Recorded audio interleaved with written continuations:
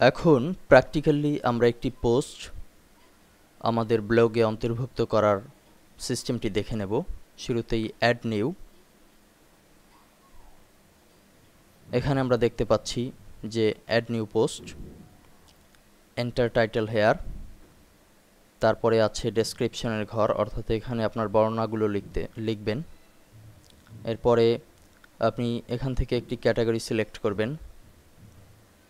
সর্বশেষ এখানে পাবলিশ অপশনে ক্লিক করবেন। তো এখন আমরা একটি টাইটেল লিখি, ধরুন লিখলাম গুগল অ্যাডসেন্স।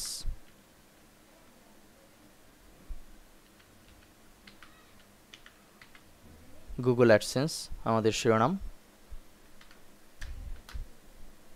আমাদের ডেসক্রিপশনে দিব, আপাতত আমরা একটি কপি পেস্ট করেই দিচ্ছি, আপনারা প্রয়োজনে লিখে নেবেন।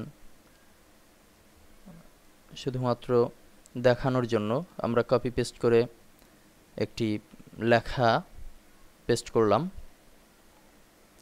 তো এখন আমরা ক্যাটাগরি দিলাম আনক্যাটাগরাইজড, যেহেতু এখানে ক্যাটাগরি একটি আছে তো আমরা একটি ক্যাটাগরিকেই ব্যবহার করলাম।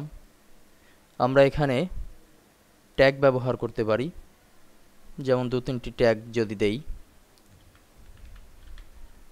গুগল, কমা, গুগল অ্যাডসেন্স,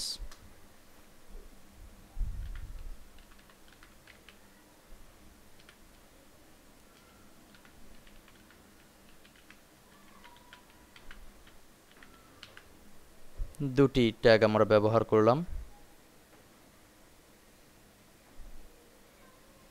তো এরপরে আমরা এখানে যদি পাবলিশ দেই তবেই এটি পাবলিশড হবে। লেখা আসছে পোস্ট পাবলিশড, ভিউ পোস্ট এখান থেকে, বা আমরা আমাদের আউটপুটে আলাদা একটি ট্যাব ব্যবহার করছি, সেখানে আমরা যদি রিফ্রেশ দেই তবে দেখতে পাবো আমাদের লেখাটি চলে এসেছে। গুগল অ্যাডসেন্স আমাদের সেই লেখাটি, এর পোস্ট হচ্ছে আনক্যাটাগরাইজ। তারপরে আমাদের যে টার্গেটেড যে দুটি ট্যাগ ব্যবহার করেছিলাম, ট্যাগড গুগল, গুগল অ্যাডসেন্স, এটি হচ্ছে সেটি।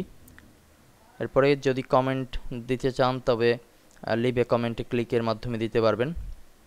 কখন পোস্ট হলো সেই বিষয়টি, কে পোস্ট করছে সেই বিষয়টি এখানে দেওয়া হয়েছে। এই খুব সহজেই আপনি কিন্তু আপনার পোস্ট করতে পারেন অ্যাড নিউ কমান্ডের মাধ্যমে।